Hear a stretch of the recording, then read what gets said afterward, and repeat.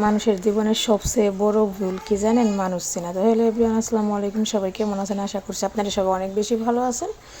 আমি আলহামদুলিল্লাহ মোটামুটি ভালোই আছি। ভাবনা ব্লগ থেকে আরেকটা নতুন ব্লগ ভিডিও নিয়ে আপনাদের সাথে শেয়ার করবো। আশা করছি আপনারা পুরো ভিডিওটা দেখে একটা কমেন্ট করবেন। এই যে আমি আজকে এই যে ভাই মাছ ভুনা করবো, এগুলো আমাকে বাড়ির মাছ। তো ভাবলাম শেয়ার করি আপনাদের সাথে, রান্নাটাও শেয়ার করি আর কিছু কথাও শেয়ার করি। যে প্রথমে বলছিলাম যে এই দুনিয়াতে সবচেয়ে বড় ভুল কি জানেন?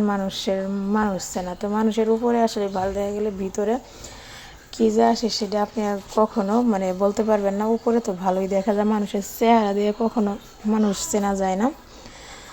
তো আমি আসলেই এই জীবনটাতে মানুষ চিনতে ভুল করেছি। আমার মতন ভুল আর জীবনে কেউ করেন না। আমি এখন হারে হারে টের পাচ্ছি যে আসলে আমি কোন লেভেলের ভুলটাই করেছি এই ছোট্ট একটা জীবনটাতে।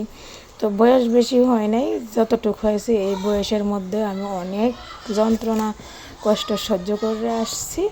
তো আল্লাহ মানুষ বুঝাই দেয়, যারা সহ্য করতে পারবে তাদেরই দেয়। আমি পারবো বিদায় আল্লাহ আমাকে দিয়েছে, এই জন্য আল্লাহ ভরসা। এই যে আমি দেখতেই পারতেছেন মশলা কষানো হয়ে গেছে। আমার হলুদের গুঁড়াটা বেশি একটা ভালো না, এই জন্য কালারটা জানি কেমন আসে। এই যে আমি মাছগুলো দিয়ে নিলাম। তো বাচ্চারাও খাবে না, আমি খাবো, আমার হাজব্যান্ড খাবে, এই জন্য অল্প একটু ভুনা করতেছি আর সাথে ডাল রান্না করেছিলাম। তো এই আর কি, আমার জন্য সবাই অনেক বেশি দোয়া করবেন। আমি আসলে মানুষ চিনতে অনেক ভুল করি, মানুষের সাথে এভাবে কথা বলতে পারি না। এটাই আমার দুর্বলতার সুযোগ নিয়ে সবাই মানুষ এমন করে। তারপরে আল্লাহ ভরসা, আল্লাহ যা করে সব ভালোর জন্যই করে, মঙ্গলের জন্যই করে। আমি আর ওগুলা নিয়ে বেশি ভাবি না। আমি এখন ভাবি শুধু আমার বাচ্চাদের নিয়ে। আমি আমার বাচ্চাদের কীভাবে মানুষ করব, কীভাবে রাখবো এই। আর আমি এখানে অন্য রুমে ভয়েস দিতে আসো, এখানে আয়াত চিল্লি করতেছে। তো রাতেও দিতে পারি না, এই কিছুক্ষণ আগেই রান্না করলাম।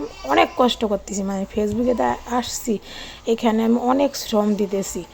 তো মানুষ বলে পরিশ্রম কখনো বিফলে যায় না। তো এই আশাই করতেছি আল্লাহ দিয়ে আমার কবে পরিশ্রমের ফল দে, এই আশায় আছি। আল্লাহ ভরসা, আল্লাহ যেভাবে রাখছে সেভাবে আলহামদুলিল্লাহ। এই যে আমার মাছ কষানো হয়ে গেছে প্রায়।